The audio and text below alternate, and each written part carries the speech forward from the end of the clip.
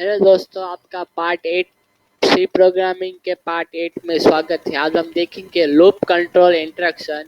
While loop sometime we want to program to execute a few sets of instruction over and over again. For example, printing 1 to 100 first 100 even number.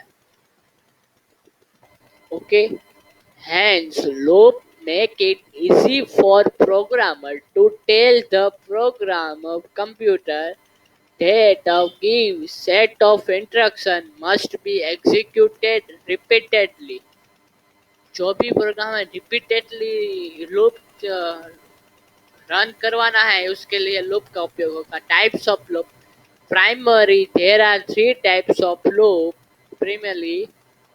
First, while loop. Second, do while loop. Third, for loop. Loop this while loop. This while loop. यहाँ पे while loop while लिख के यहाँ पे उसके condition लिख के उसका ब्रैकेट ऑन करके ऑफ कर देना। यहाँ पे उसका जो भी कंडीशन है ट्रू यहाँ पे वो लिख देना, आपका काम हो जाएगा। देखो यहाँ पे integer i is equal to 0 लिया है। while जब 10 आ जाएगा, 10 नंबर से ज्यादा हो जाएगा तब वह लूप बंद हो जाएगा और यहाँ पे प्रिंट होना बंद हो जाएगा। देखिए यहाँ पे 10 तक प्रिंट हो गया सारे नंबर 0 से 9 तक। 10 इज इक्वल टू नहीं है इसलिए।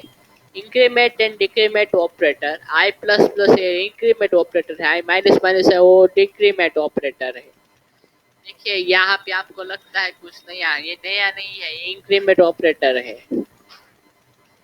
The first print I, then decrement of plus plus plus operator not exists.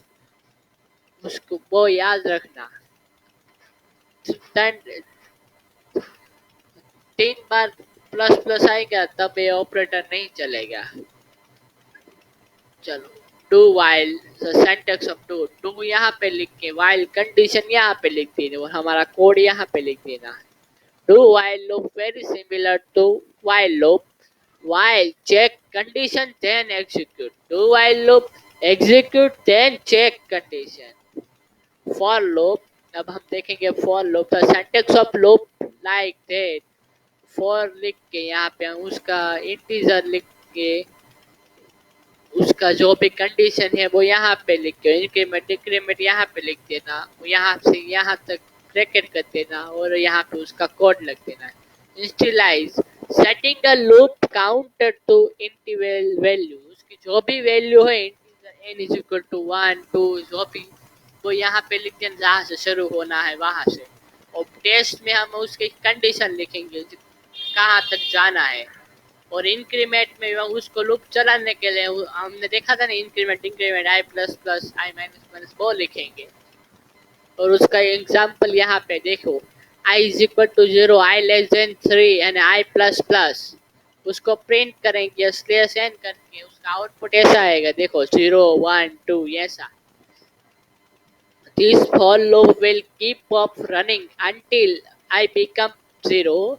The loop run following step. First, I is initialized to 5. Second, condition I is tested. Third, code is executed. Fourth, I is decremented.